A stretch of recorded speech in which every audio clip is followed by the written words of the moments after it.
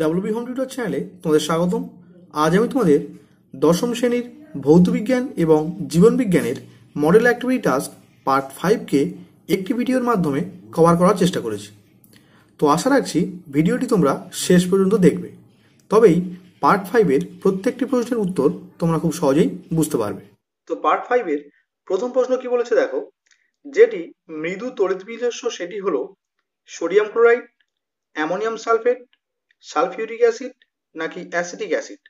তো সঠিক অপশন হবে ঘ, অর্থাৎ অ্যাসিটিক অ্যাসিড।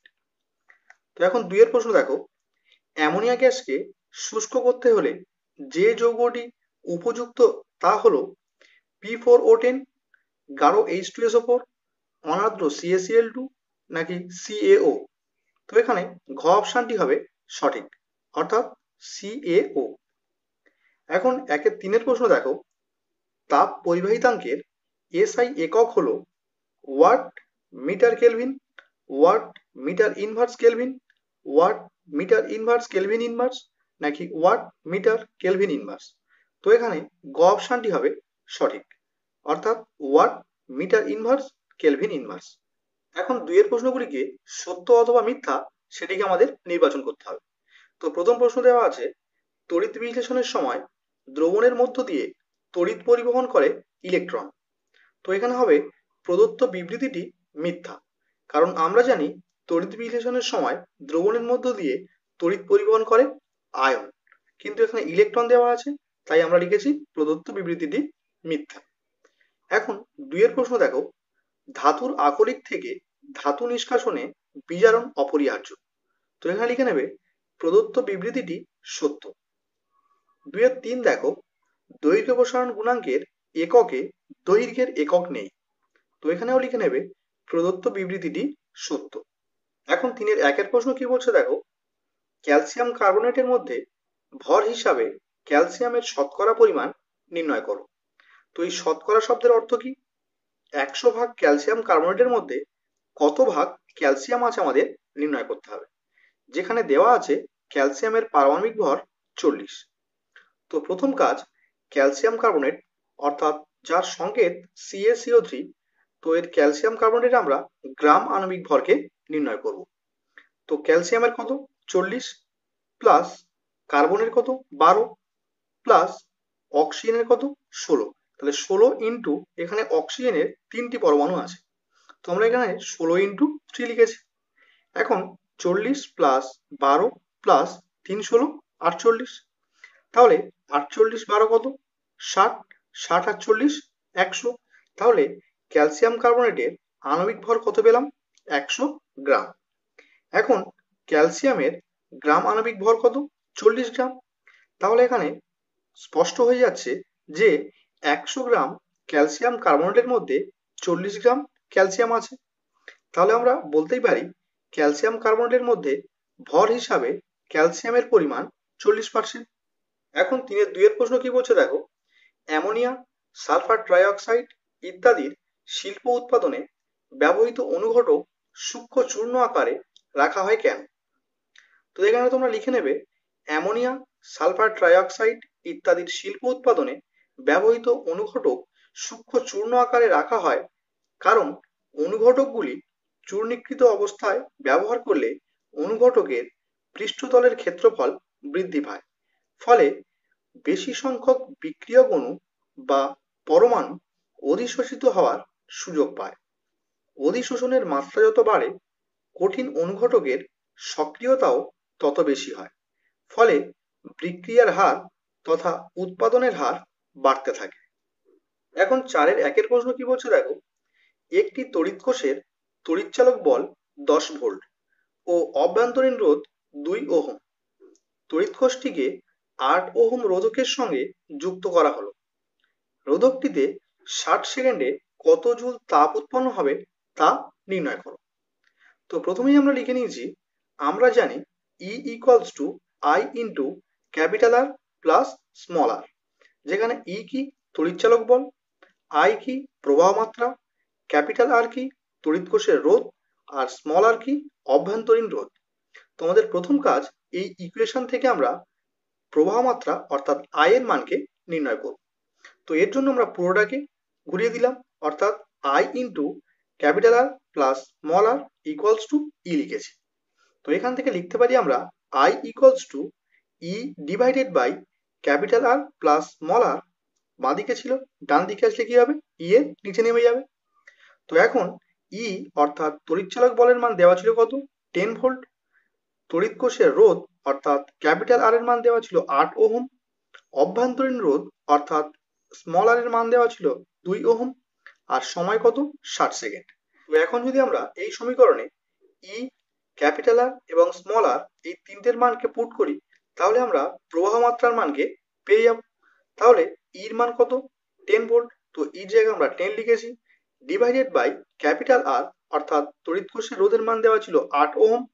তো আর এর জায়গায় আমরা 8 লিখেছি, প্লাস স্মল আর এর জায়গায় কত হবে, 2 ওহম, কারণ অভ্যন্তরীণ রোধ 2 ওহম ছিল। তো আর এর জায়গায় আমরা 2 লিখেছি। তাহলে 10 ডিভাইডেড বাই 8 আর 2 কত, 10। তো 10 1 কে 10, তাহলে আই এর মান কি পেলাম, 1 অ্যাম্পিয়ার। তোমরা লিখে নিয়েছি, অতএব আই ইকুয়ালস টু 1 অ্যাম্পিয়ার, অর্থাৎ তড়িৎ প্রবাহ মাত্রার মান 1 পেলাম। এখন আমাদের নির্ণয় করতে হবে কি, কত জুল তাপ উৎপন্ন হবে। তোমরা লিখে নিয়েছি, রোধকটিতে উৎপন্ন তাপ H ইকুয়ালস টু জুলের সূত্র অনুযায়ী I স্কোয়ার আর টি, যেখানে I কি, প্রবাহ মাত্রা। তো I এর মান কত পেয়েছি আমরা, 1। তো আমরা 1 স্কোয়ার লিখেছি, ইন্টু আর, আর কত, 8 ওহম। তো 8 লিখেছি, ইন্টু টি অর্থাৎ সময়, সময় কত, 60 সেকেন্ড। তোমরা 60 সেকেন্ড লিখেছি। একক কি হবে, জুল। এখন 6 48 একটা 0, অর্থাৎ 480 জুল। এখন জীবনবিজ্ঞানের পার্ট 5-এর প্রথম প্রশ্ন কি বলছে দেখো। প্রতিটি প্রশ্নের সঠিক উত্তরটি নির্বাচন করে তার ক্রমিক সংখ্যা সহ বাক্যটি সম্পূর্ণ করে লেখো। অর্থাৎ যে অপশনটি সঠিক সেই অপশনের দাগ নম্বর সহ উত্তরটিকে আমাকে কমপ্লিট করতে বলেছে। তো প্রথম প্রশ্ন দেওয়া আছে, পাতার মাধ্যমে প্রাকৃতিক অঙ্গজ বংশবিস্তার করে যে উদ্ভিদ সেটি হলো ঘ, অর্থাৎ পাথরকুচি। 2 নম্বর প্রশ্ন দেখো, সংকরায়ন পরীক্ষার জন্য মেন্ডেলের মটর গাছ বেছে নেওয়ার সঠিক কারণটি হলো গ, অর্থাৎ মটর ফুল স্বপরাগী হয়, বাইরের থেকে অন্য চারিত্রিক বৈশিষ্ট্য মিশে যাওয়ার সম্ভাবনা কম। 1-3 কি বলছে দেখো, নিচের যে বক্তব্যটি সঠিক নয় সেটি হলো খ, অর্থাৎ রুই মাছের পটকার পশ্চাৎ প্রকোষ্ঠে অবস্থিত রেটিয়া মিরাবিলিয়া গ্যাস উৎপাদন করে। এখন 2 প্রশ্নগুলি কি বলছে দেখো, একটি শব্দে বা একটি বাক্যে উত্তর দাও। তো এখানে 1 প্রশ্ন দেওয়া আছে, মানব বিকাশের বয়ঃসন্ধি দশার একটি গুরুত্বপূর্ণ বৈশিষ্ট্য উল্লেখ করো। তো প্রথমেই আমরা মানব বিকাশের বয়ঃসন্ধি দশার একটি গুরুত্বপূর্ণ বৈশিষ্ট্য বলে আন্ডারলাইন করেছি। তো এখানে ব্যাখ্যা হিসাবে লিখেছি কি দেখো, বয়ঃসন্ধিকালে কিশোর কিশোরীদের বৃদ্ধি দ্রুত হারে ঘটে এবং এই সময়ে শারীরিক ও মানসিক কিছু পরিবর্তন আসে। কিশোরীদের ক্ষেত্রে 10 থেকে 11 বছর বয়সে এবং কিশোরদের ক্ষেত্রে 13 থেকে 14 বছর বয়সে জননাঙ্গগুলি কাজ করতে শুরু করে। এখন 2 প্রশ্ন কি বলছে দেখো, বিষদৃশ শব্দটি বেছে লেখো। মটরের সবুজ রঙের বীজ, মটরের সবুজ রঙের ফল, গিনিপিগের সাদা রঙের লোম এবং গিনিপিগের মসৃণ লোম। তো এদের মধ্যে বিষদৃশ কোনটা, অর্থাৎ কোনটি অমিল আমাদের নির্ণয় করতে হবে। তো এখানে দেখো, মটরের সবুজ রঙের বীজ, গিনিপিগের সাদা রঙের লোম আর গিনিপিগের মসৃণ লোম, এগুলি সব প্রচ্ছন্ন বৈশিষ্ট্য। একমাত্র মটরের সবুজ রঙের ফল এটি প্রকট বৈশিষ্ট্য।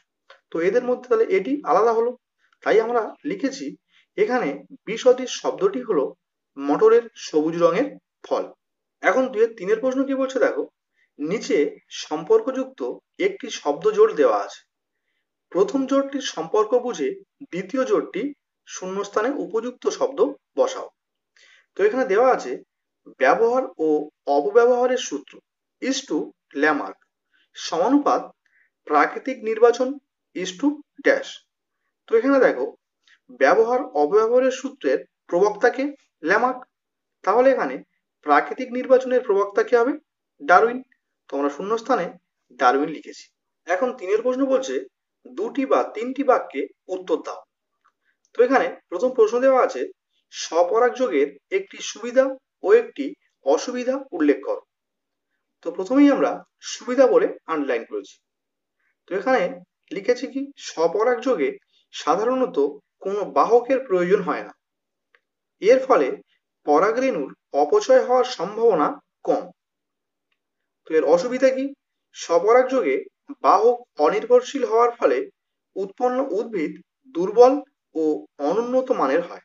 এখন 3-2 প্রশ্ন কি বলছে দেখো, এক সংকর জননে F2 জনুর ফিনোটাইপিক অনুপাত সবসময় 3:1 নাও হতে পারে, উদাহরণের সাহায্যে ব্যাখ্যা করো।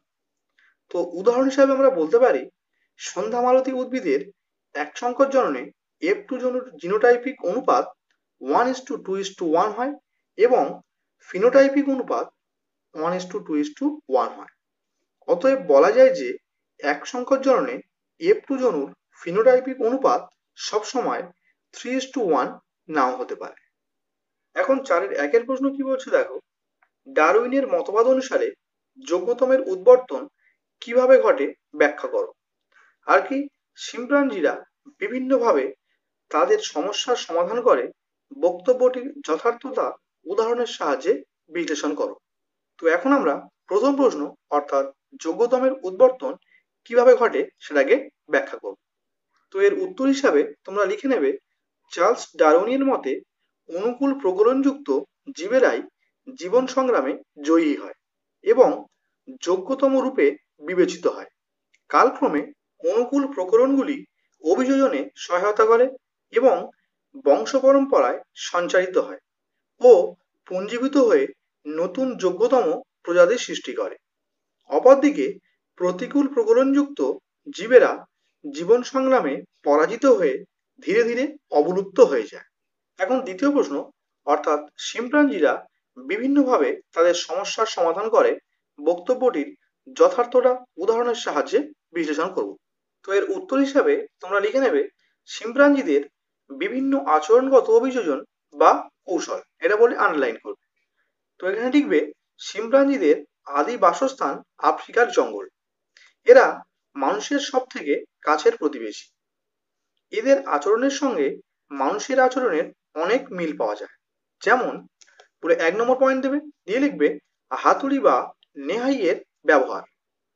তো এর ব্যাখ্যা লিখবে, টাই শিম্পাঞ্জিরা কাঠ কিংবা পাথর দিয়ে হাতুড়ির মতো বাদামের খোলা ভাঙে। ফঙ্গলি ও আস্টিক শিম্পাঞ্জিরা পাথর দিয়ে বাওবাব ফলের খোলা ভেঙে ফল খায়। এখন 2 নম্বর পয়েন্টে লিখবে ঔষধের ব্যবহার। তো এখানে লিখবে, শিম্পাঞ্জিরা পরজীবী দ্বারা আক্রান্ত হলে ঔষধি গাছের পাতা খায়। এমনকি ফঙ্গলি স্ত্রী শিম্পাঞ্জিরা হিক্কা ওঠার সময়ও গাছের পাতা খায়। এখন 3 নম্বর পয়েন্ট করে লিখবে উই পোকা ধরে খাওয়া। তো এখানে 1 নম্বরে লিখবে, শিম্পাঞ্জিরা গাছের ডাল ভেঙে নিয়ে সেই ডাল থেকে পাতাগুলো ছিঁড়ে ফেলে, তারপর সেই ডালটাকে উইয়ের ঢিপির মধ্যে ঢুকিয়ে দিয়ে উই পোকাদের টেনে বের করে এনে খায়। 2 নম্বর কি, শক্ত পাথর বা কাঠ দিয়ে উই পোকার ঢিপি ভেঙে দিয়ে উই পোকা শিকার করে খায়। নেক্সট 4 নম্বর পয়েন্ট করে লিখবে শিকার করা। তো এখানে লিখবে, শিম্পাঞ্জিরা সুশালো লম্বা ডাল দিয়ে গাছের গর্তে থাকা ছোট স্তন্যপায়ী প্রাণীদের শিকার করে। সাধারণত খাদ্যের অভাব পড়লে স্ত্রী ও বাচ্চা শিম্পাঞ্জিরা এভাবে খাদ্য সংগ্রহ করে। তো এই ছিল পার্ট 5-এর 4টি প্রশ্নের সঠিক অ্যান্সার। তো ভিডিওটি কেমন লাগলো অবশ্যই ভিডিওর কমেন্ট বক্সে কমেন্ট করে জানাবে। যদি ভিডিওটি ভালো লাগে অবশ্যই ভিডিওটিতে একটি লাইক দেবে এবং বন্ধুদের মধ্যে শেয়ার করবে।